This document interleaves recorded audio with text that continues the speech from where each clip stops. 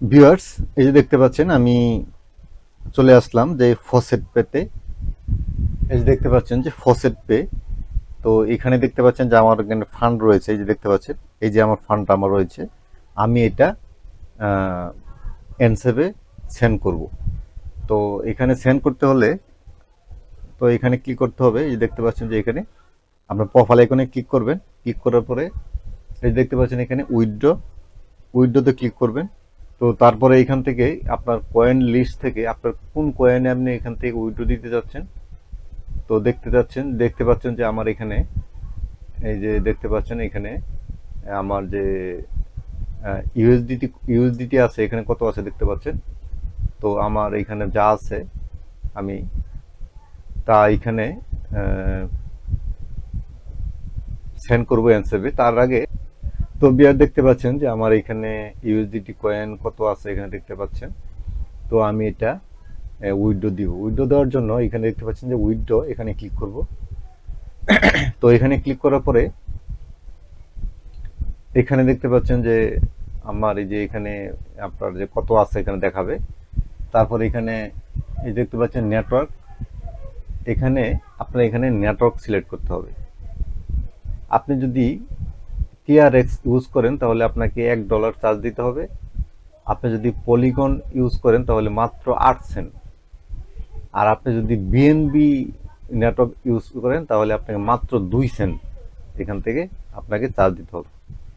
তো আমাদের মেন কথা ছিল কি, যে আমরা এনসেভে ফান্ড অ্যাড করব, সোলানা নেটওয়ার্ক থাকতে হবে, অন্য কোনো নেটওয়ার্কে সেন্ড করা যাবে না।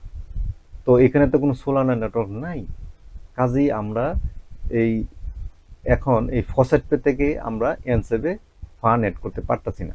তো কি করতে হবে তাহলে? তাহলে আমার এই ফান্ডটা আগে অন্য কোনো প্ল্যাটফর্মে সেন্ড করতে হবে যেখানে সোলানা নেটওয়ার্ক আছে। তো আমি বাইন্যান্সে আগে এই ফান্ডটাকে আগে বাইন্যান্সে সেন্ড করব।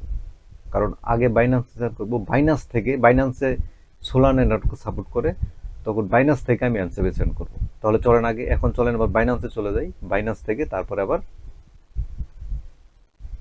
এখানে আবার চলে আসবে। তো দেখতে পাচ্ছেন আমার এই যে ইমেলে অ্যাড্রেসটা এখান থেকে ইমেল থেকে কপি করে নিলাম। তো তারপরে এখানে আমি দেখলাম ফসেট পেতে আসলাম। আসার পরে এই যে এখানে দেখতে পাচ্ছেন যে উইথড্র, এখানে ক্লিক করব। ক্লিক করার পরে এখানে এই যে এখানে দেখতে পাচ্ছেন যে আমার কত ফান্ড যা আছে সব এখানে দেখাচ্ছে। তো এখানে উইথড্রয়াল অ্যাড্রেসটা আমি এখানে পেস্ট করে দিলাম। দেওয়ার পরে এখান থেকে নেটওয়ার্কটাকে সিলেক্ট করে নিলাম, এই যে বিএনবি নেটওয়ার্ক, মাত্র 2 সেন্ট কাটবে। তো তারপরে এখানে অ্যামাউন্ট, এখানে অল, মানে যা আছে সবই উইথড্র দিয়ে দিলাম। তো তো তারপরে বিয়ার্স এখানে দেখতে পাচ্ছেন যে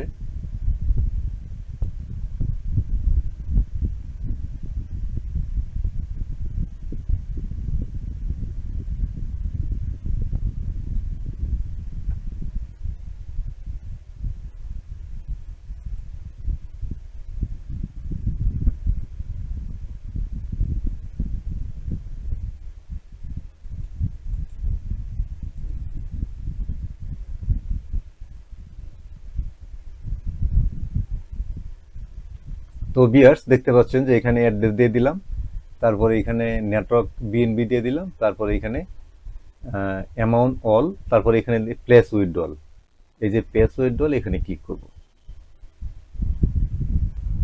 তো বিয়ার্স এখন দেখতে পাচ্ছেন এখানে একটি মেসেজ আসছে যে যদি আপনি ফসেট পের ইমেল বা পাসওয়ার্ড চেঞ্জ করেন তাহলে 24 ঘন্টা কোনো ট্রানজাকশন করতে পারবেন না।